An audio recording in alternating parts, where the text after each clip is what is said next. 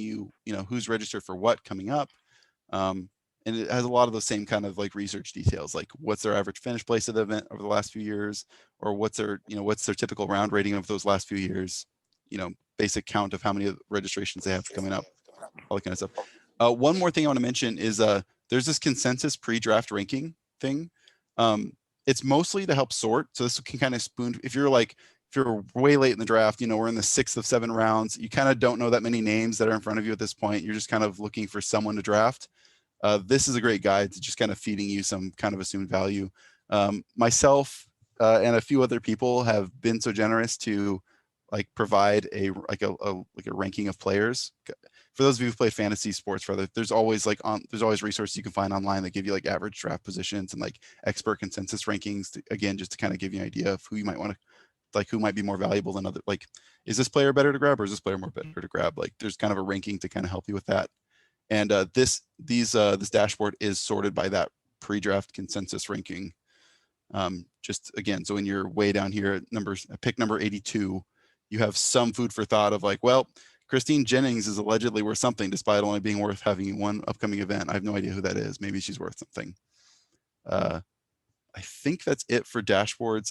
There'll be more to come as the season goes on. I showed you that league standings page. And you'll see other stuff about if there's any trades that are being processed or which claims won and whatnot. But for the most part, that's all you really need to worry about. Any questions about Slack or the dashboard before I move on to the next section? We're getting close to the end of the explanations and the rantings, so pretty soon it'll just be any questions you guys have left over. But I don't hear any questions, but I also know Eric it doesn't look like Eric's at his desk right now, so I'm not sure. I'll got one. Okay. Go for it, Austin. You're doing fine. Is there, so real quick, someone had one really quick. I think Austin had a question. Okay, go ahead. I was just wondering, so on the free agent stuff, is there some sort of kind of similar to fantasy football, waiver wire, this player is only going to be available here, or is it just a free for all after the event? It's, or certain times you can pick up free agents? Yes. I had a section I was going to address that specifically in just a little bit. So, but yes, again, there's a waiver. It's a period for that. It's not a free for all. It's basically the day before the draft is when claims get processed, and it's reverse order of standings for who has priority for who gets which claims processed first. But we'll talk about that in a second. Cool. Just a quick answer. Any other questions I should answer before I move on to the draft logistics and free agency claims? Yeah, for the consensus pre-draft ranking, is it just us two again, or have more people? There is another one in there. I'm not going to make any promises about it being extensive, but the other 3 people who say they're working on it haven't sent one yet, so it might be pretty skimpy. If anybody in this chat wants to do one, I would personally just be interested to see where people's priorities lie, I suppose, and what they think players are going to be doing this year. Yeah. On that note, actually, if anybody, this is actually a great way to help you with your research. So if anybody is going to set aside time to decide who they value highest and stuff like that, don't look at that one. But this is what fuels that consensus draft rating. So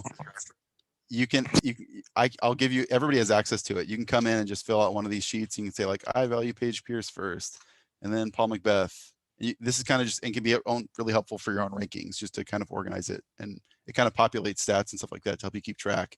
And if you tried to populate 2 people once, it would tell you that nope, you already ranked them at number 2 or whatever. So me personally, it's a really helpful tool for me when I'm trying to prepare for a draft. So no pressure. If that is something you're interested in, just send me a message and I'll get you in there.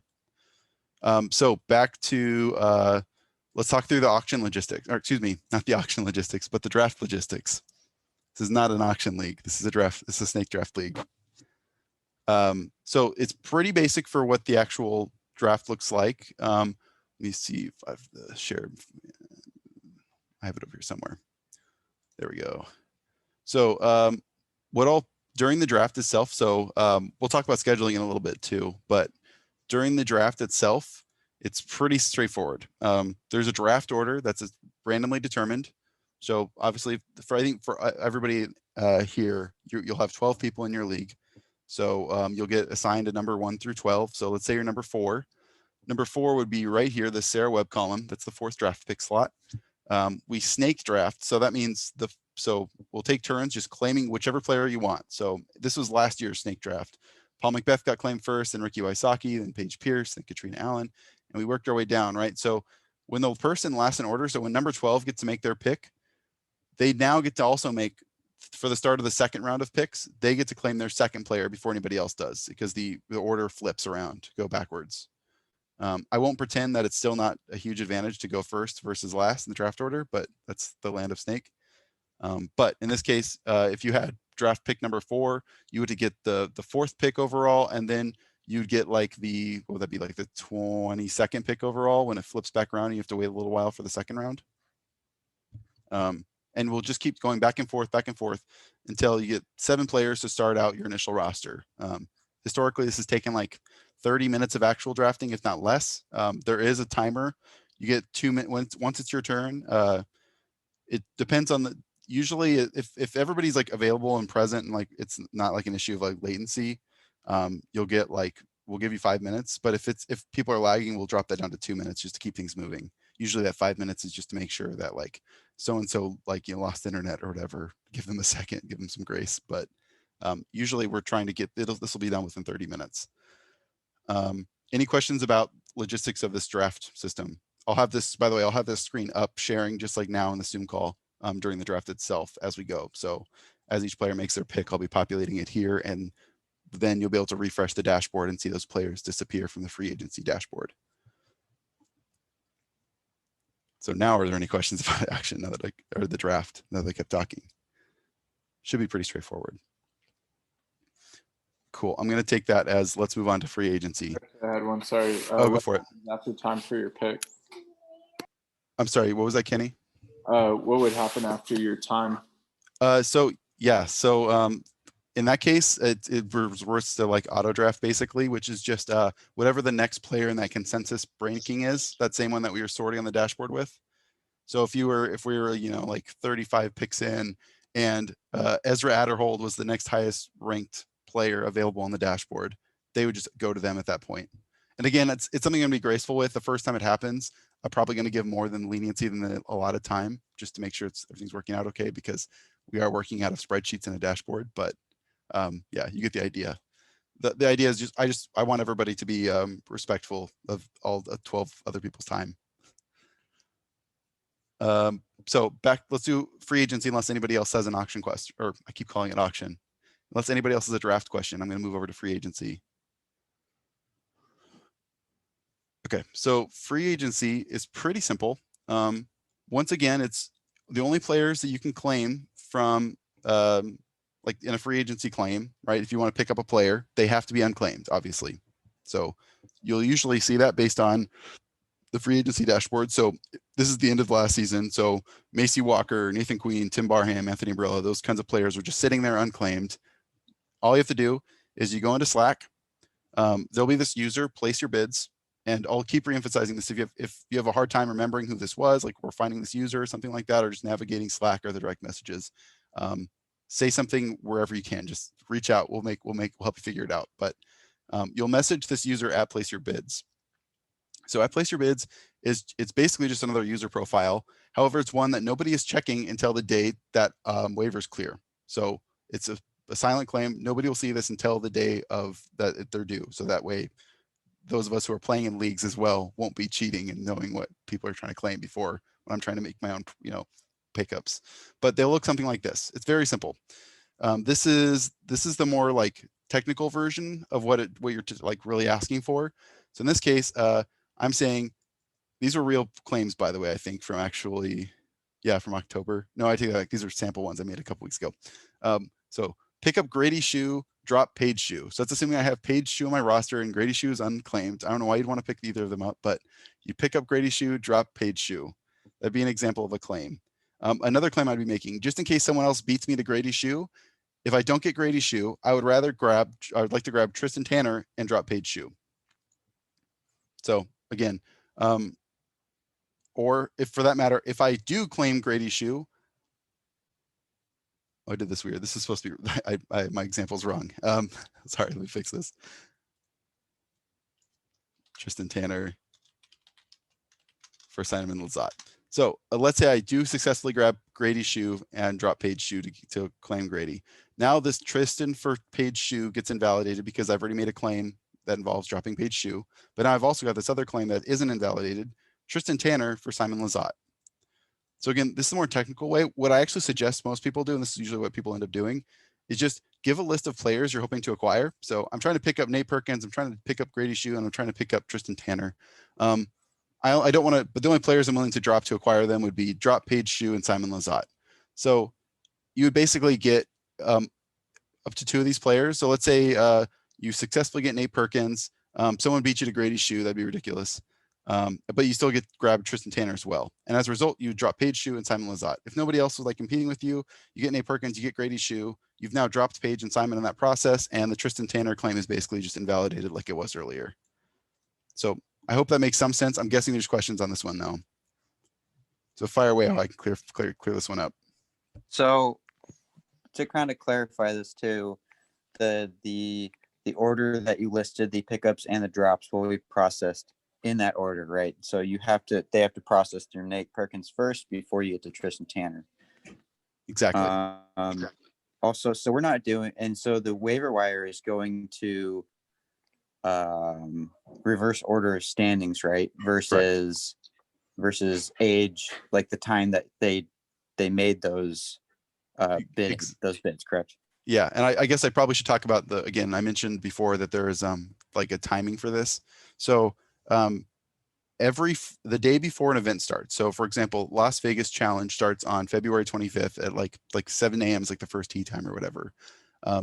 The day before each tournament starts at 5 p.m. Pacific, for any of you in non-Pacific time zones, 5 p.m. Pacific will be the deadline for free agency claims the day before the tournament. So to make claims where you could potentially have those players on your roster for Las Vegas, it happens all the time, where maybe like something happens in the auction, or you're not paying attention that someone's not playing week 1, or I don't know, someone gets hurt or whatever, but you want to pick up some players before week 1. You can make claims whenever you want before that deadline, and then they'll be processed at 5 p.m. the day before the event, which would be Thursday, the 24th. And at that point, we're going to go in reverse standing order, like Eric mentioned. So since we don't have standings to begin the season, right? So everybody's on equal footing at 0 points. It'll actually be reverse draft order to start the first event. So week 1, the person who gets the first grab at free agents will be the person who drafted in the 12th position. And the person with the first draft pick will be in last in that initial order. But once we have our first week 1 scoring in, from then on going forward, the person who is in last place has higher waiver priority. So if Eric and I both are trying to grab Grady Shoe, Eric is beating me this season, so I would actually get Grady Shoe and he wouldn't, right? Does that make sense?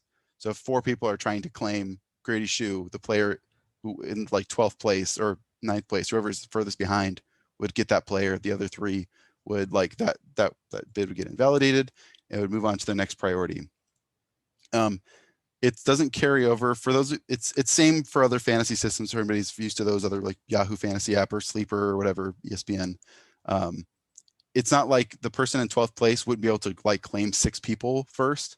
It's just for that. It's like rolling priority. So once the person in last made that claim, everybody else who hasn't gotten their first claim yet would win those in order of standings before, if that makes sense. That priority order is only relevant to your first pick, then second pick, and third pick. So the person in 12th would still have priority when everybody's acquired a player. So once everybody has their first player claim made, they would have priority over everybody else again for the second player that people are trying to acquire, if that makes sense. Again, I've probably made this confusing, so if you have questions, please ask. David, do you have a question? I noticed your hand emoji. Yeah. So in the case where like somebody's, I know from like fantasy football, a lot of times people come on that waiver wire because they have a bye week or something, right? And so it's like, great, I may want them, but I don't need them right away. But in a lot of cases, their roster is full and they're just, they have to drop somebody to pick up somebody really good. But then sometimes I want to get that player who's coming off of another team. And so like, if these kind of all go through at the same time, how do we know who's going to be coming available? Like I can see who's already on the waiver wire, but like, how do I know who's going to be coming available? And maybe I want to pick up that person instead. Excellent question. So that's a really good point. So that's, and again, fortunately, this gets a little simpler than fantasy football for this case because we just have a single. There's only one time you can pick up people. There's no like everybody's always locked on waivers. There's no like period of like free for all. So in this case, David, so when someone drops somebody, so for again in this week 1 example, I drop like a fool. I drop Emerson Keith for to acquire someone else for week 1. That means that Emerson Keith is a free agent immediately, but there's no period to pick him up until we get to week 2. So you What would if I had put in Emerson Keith on my pickups? not he wouldn't be accessible until like that bidding period. So like if you try to claim Emerson Keith hoping that I would drop him, it wouldn't be a valid bid. He has to be a free agent for that claim to be valid, and he wouldn't have been dropped until we get into the next period, if that makes sense. Got it. Okay. Yeah. So that does mean that like players are basically like when you're dropping players, they're locked out of. So for example, for week 1, if you're dropping a player, they were unusable by anybody for week 1, right? So you can effectively Right. lock players up by cycling through players. And it comes the cost of that you're, now no longer have that player, but that can be a strategy, especially for like the last week. If you're trying to like, if outside of your 4 starting players going into, the last week before we redraft, it might be in your best interest to try and claim up some of the good free agents and just dropping your bench players because nobody can claim those bench players since we're about to reset. If that makes sense. Yeah, and I think it's maybe a little more applicable in the NFL where you've got specific positions. So you can only have 2 quarterbacks on your roster, and then you have to choose one. And so maybe you drop a guy, whereas here it's sort of like, they're all disc golf players. There's not like quarterbacks and they're all liquid. Yeah, there's no. Speaking of which, makes it hard to find reasons to trade. But yeah, I know what you're getting at. And then how about in COVID protocols, like what if somebody is disqualified for COVID at the last minute? Great question. And like, am I going to be able to make a substitute? So if I put in my 4 for the roster, but then like at tee off time, they're like, sorry, James Conrad can't compete, am I just now down to 3, or how does that work? So this is an excellent question. And this is something we've definitely faced, not even just with so we all know injury or whatever, or just not showing up despite being registered for the event, right? Because these are disc golfers we're speaking of, but we all know disc golfers. Devin Owens and Nico LaCastro are like a permanent curse word in some original fantasy managers vocabulary, because there's a number of disc golfers who will be registered for events, like going into the event, like going into round 1 on UDisc, it'll still show they are registered for that event, but then they will not be there for their tee time and they will not play that event. So we actually implemented a function specifically to combat this. And this definitely falls in with COVID as well, or injury for that matter. Like when Nate Sexton was, in Winthrop practicing for the USDGC, but then come round 1, he's injured and is not playing, right? So someone gets hosed in that case, right? Well, to combat that, we have we're calling, I think I can't remember the name for it, but basically there's a reason that your bench is ordered 1, 2, 3. And that is that if you have a player who's registered on your bench and one of your active players substitutes in one of those ways you couldn't control, right? Like they don't show up, or they get hurt, or they test positive for COVID. It's a great example now.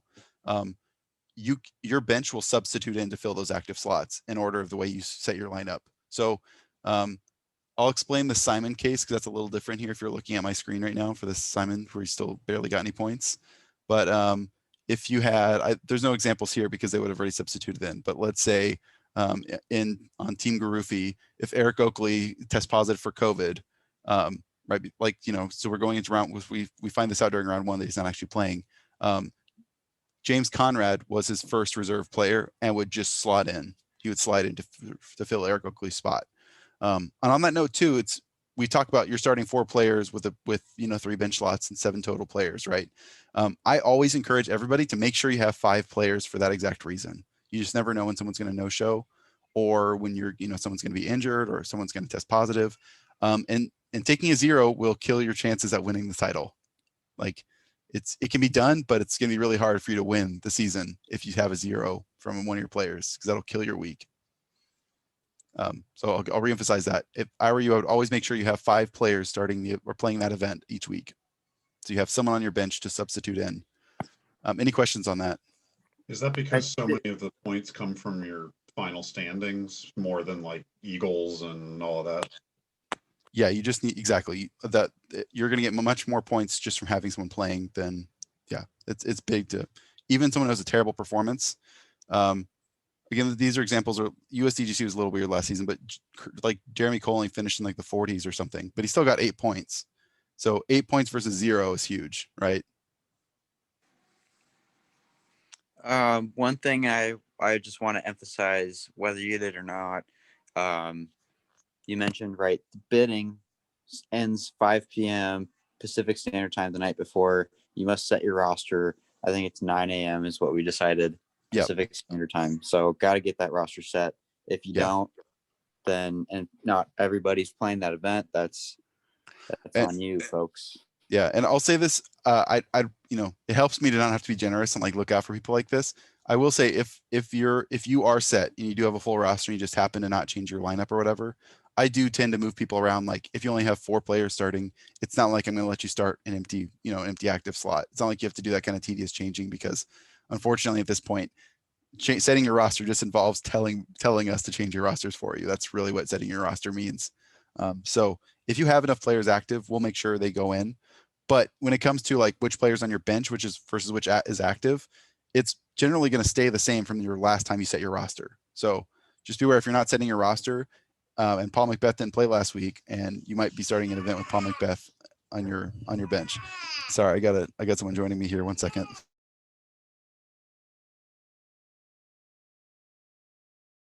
I'm back. Any other questions about free agency or that reserve system?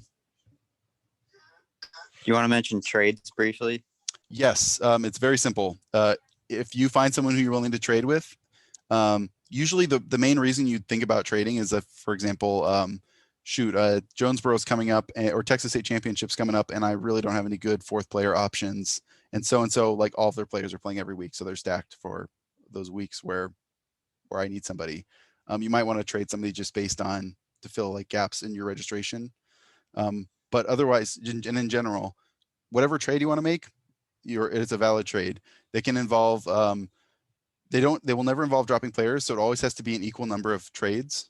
And at this point, we're not doing any like dynasty, like draft trades, or you can't trade your 1st round pick or whatever for the upcoming draft. Not yet. We're not there yet. But you can, whatever players you want to trade to other teams, you're welcome to, as long as it's the same number of players. So again, what I would most likely imagine that being either like someone is deprived of studs and they've got a lot of solid players, and someone else has like 3 studs and nobody else. They might be willing to trade one of their studs for 2 good players, stud and a nobody for 2 good players or something like that. Or for that, again, might just be to fill a gap in your registration schedule. You're going to be pinched when it comes to Texas State champs, and you don't want to start just a guy off the waiver. So any other questions about any of that? Because that's all I have for today. After that, we're just going to talk about making sure I get your draft availability. Any other lingering questions you might have? And we Draft took the better part of that. availability and payment. Oh, good Entry call. fees. Any other questions before we get to that? All right then. So if you haven't seen already in Slack, you should see a link to this. I'll make sure it's reposted to bring. I think I just reposted it earlier today. But you should see, a link to this when to meet link at the last thing posted in your Slack channel. But it's just an availability tool. Obviously, it can be really hard to find time that works for everybody. Fortunately, these drafts are only between 30 minutes and an hour. So we're just going to book an hour time slot. So if you do have a schedule that has a lot of dependencies and there's a lot of times that might not work for you, make sure you fill out this little availability thing so we can pick a time for the draft that works for your schedule. We'll be following up with you guys in the next few days, like probably the next 2 or 3 days. We'll say like, all right, this is the time slot where I think is going to work best. This definitely works with you, right? And just to make sure that works for everybody. But at that point, that'll be the draft that gets set in stone for your league to get started. Anybody have any questions about this? It's when all you do is you just type in person's name. You don't need a password. And then you can just fill in whatever availability works for you. It's weird stuff. Make sense? And it's immediately refreshed. You don't have to do any saving or anything like that. I did also mention to Steven about what is it, auto drafting, especially in the Snake League. That's a possibility. For whatever reason you can't make it, I guess Steven, you could probably talk more about that. Yeah, it's the same like when you asked about I think Kenny asked about if what happens if you run out of time. Auto draft kicks in. So if you really want to play the season, but the like something happens day of and you just can't make it to the draft or whatever, or for that matter, we have to compromise on the draft time and there's someone who can't make it, but they're still willing to play with an auto drafted schedule, something along those lines. Auto drafting will just go by that the pre-draft consensus ranking that we assigned, right? That list I made. So the more people that submit one, maybe the more fair it gets for giving you a decent player, like a decent value of that player, but you'll just get whatever player's next in that list. Any other questions before we the only thing I'm going to mention is I'm just thinking ahead, like if there, so we opened up Team Fantasy Disc Golf. We opened up what, 3 new groups, right? Yeah. There's yeah, most of your leagues are and full of new people. Yeah. And so, we only have what, 8 people on here, something like that. If we need to consolidate groups, I'm probably thinking that might happen in case, we don't get, I think a minimum of 8 or 9 is going to be enough. That's like the minimum number of people to have fun. Good competitive For league. lack of a better term. Yeah. Yeah, exactly. You never know. It could be fun to compete against 3 other people and have like, a star-studded roster. We haven't experimented with it yet. But anyways, yeah. Oh, and payment. Eric mentioned it a second ago. You need to pay your commissioner, which is going to be either Eric or I, your $20 buy-in before the draft starts. So we'll line that up with people as we confirm draft dates. So as we come around saying like 7 p.m. on the 22nd, that Monday, that definitely works for you, right? Cool. Pay me this much, pay me $20 before the draft and you'll be good to go. It'll be PayPal, Venmo, or whatever's convenient. I would say cash, but we never meet up in person anymore. Speaking of which too, if it's not clear, typically when it's not a COVID year, these drafts are much more fun in person. It's usually we make a big deal at like a brew pub and I'll meet up in person to kind of do this draft on site in seasons to come. All right. Well, on that note, We any bring other questions? monitors and everything.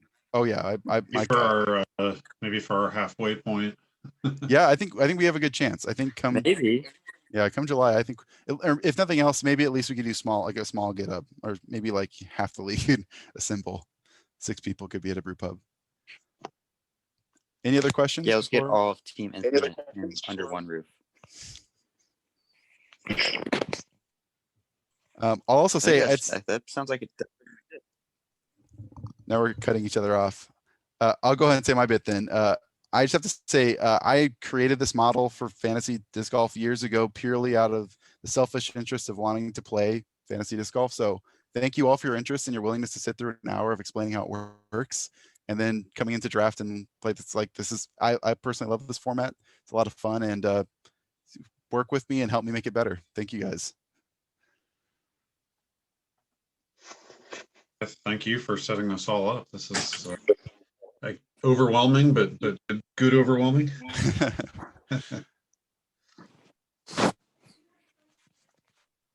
The deranged passing project of a deranged man. Yep. Well, cool beans. All right, I gotta go eat dinner. So. Oh, thanks, Eric. Thanks. Thank you looking guys. Forward to it. If you guys have any questions, let me know. Let us know. Put it in the fantasy help. Whatchamacallits. Slack is going to be our main line of communication. I'm going to keep the Facebook chats open as a backup just in case. But so yeah. There you go. Definitely easier to track you all down in Slack if you're there. Sweet. All right, I'm in the call. See you guys later. All right. Next time. Bye, guys. Night, everybody.